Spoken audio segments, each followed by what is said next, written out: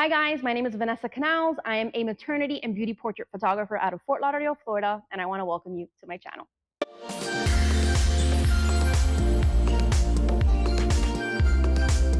So today I will be photographing an expectant mommy in an underwater-like effect without putting her under the water or using any water at all. I'm able to achieve this using a plastic-like film called Mylar. Mylar gives the appearance of aluminum foil, but it's definitely a lot easier to manage and it reflects off the light beautifully. I will be shooting this today with one light and also with two lights, just so you can see what each light does. I will also be including lighting diagrams, model views, and my entire setup of how I achieved this. So with that said, let's get this party started. As you can see here, I am starting by suspending the Mylar from one side to the other to get the full underwater effect coverage onto the floor.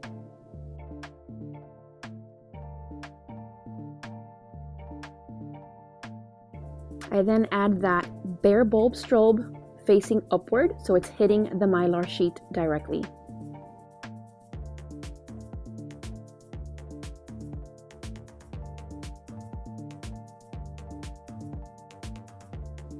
I also add a fan so it could hit the Mylar directly, so you could get that really pretty, beautiful ripple effect for content. Here is my large octo. I do shoot with the large octo and the strobe together in the beginning, and then I will switch just to the strobe after the fact. This is what it looks like from the back. And then I'm going to show you an image of everything. So as you can see here, the strobe is hitting the Mylar, and that octo will be hitting the subject's face. Like I mentioned before, the fan is very important, so I make sure the fan is hitting the Mylar directly and causing that ripple effect that you see in the background. I am not just a photographer, I am also a content creator, so I'm always thinking of innovative ways how to make videos fun for viewers. So initially when I planned this, I was just going to do the bare strobe.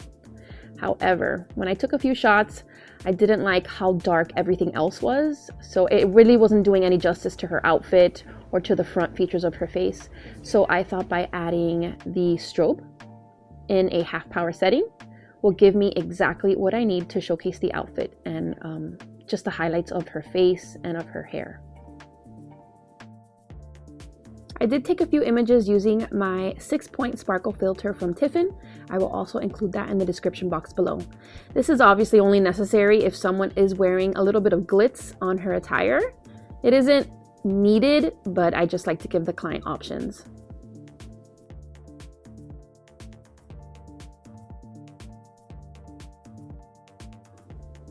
So here now I am laying the client down. I will only be using one bare bulb strobe hitting the Mylar just because I'm going to be shooting from up top. The octo will not be necessary in this case.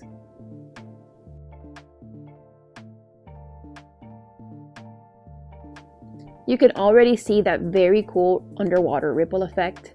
So this is so fun even just for taking videos. All right, let's get the big reveal of what these images came out like. Looks like she's submerged under the water without any of the water mess. Here are the lighting diagrams. You will see the subject is right underneath that Mylar that's suspended in the air. Then I use one 69-inch octo at 50% power, and then the smaller bare bulb at just 60% power. And then I removed the big octo when she was laying down on the floor.